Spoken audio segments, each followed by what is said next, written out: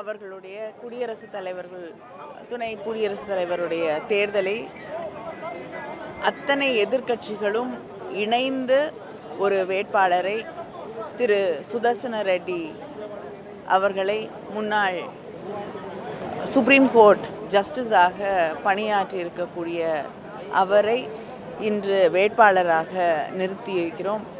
இந்த தேர்தல் என்பது எங்களுடைய முதலமைச்சர் அவர்கள் சொல்லி இருப்பது போல ஒரு ஐடியாலஜிக்கல் பேட்டில்.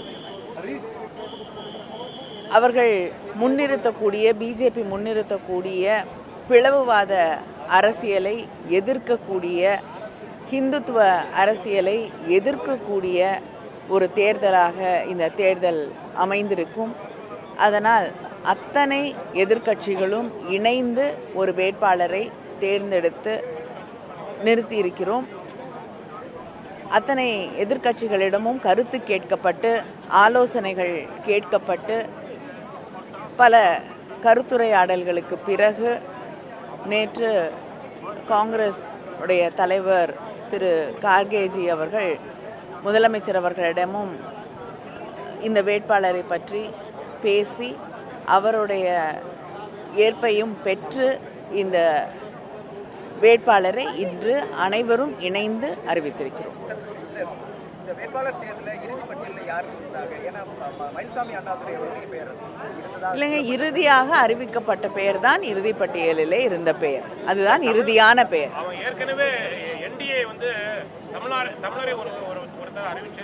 இல்லைங்க, இது தமிழ் இல்லை.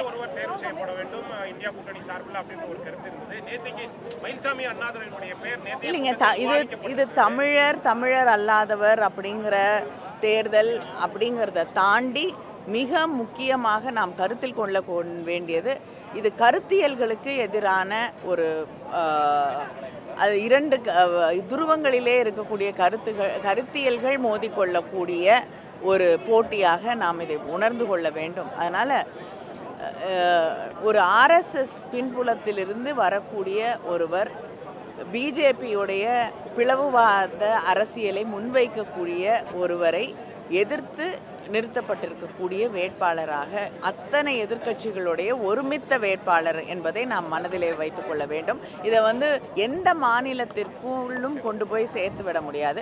தமிழ்நாட்டிலிருந்து பிஜேபி ஒரு வேட்பாளரை நிறுத்தி இருக்கிறார்கள் என்று சொன்னால் அவங்க தமிழுக்காக என்ன செஞ்சுருக்காங்க, தமிழ்நாட்டுக்காக என்ன செஞ்சுருக்காங்க, தமிழ் மக்களுக்காக என்ன செஞ்சுருக்காங்க? தொடர்ந்து அவர்களை வஞ்சித்து கொண்டிருக்கக்கூடியவர்கள் வேட்பாளரை மட்டும் நிறுத்திட்டா தமிழ்நாட்டுக்கு எல்லாம் செஞ்சுதான் வந்துருமா?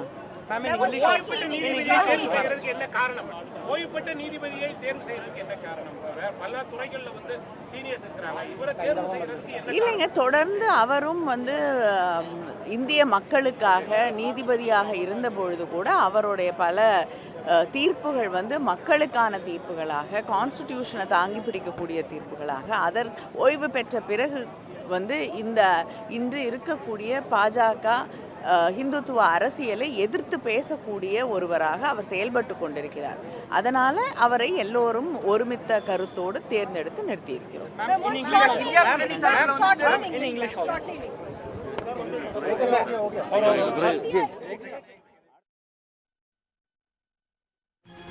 குடியரசு துணைத் தலைவர் போட்டிக்கு சுதர்சன் ரெட்டியை எதிர்க்கட்சி வேட்பாளராக இந்தியா கூட்டணி அறிவித்திருக்கிறது. அனைத்து எதிர்க்கட்சிகளின் கருத்துக்களை கேட்ட பின்பே இந்த முடிவினை எடுத்திருப்பதாகவும் அறிவிக்கப்பட்டிருக்கிறது. உடனுக்குடன் செய்திகளை தெரிந்து கொள்ள சன் நியூஸ் பெல் ஐகானை கிளிக் பண்ணுங்க.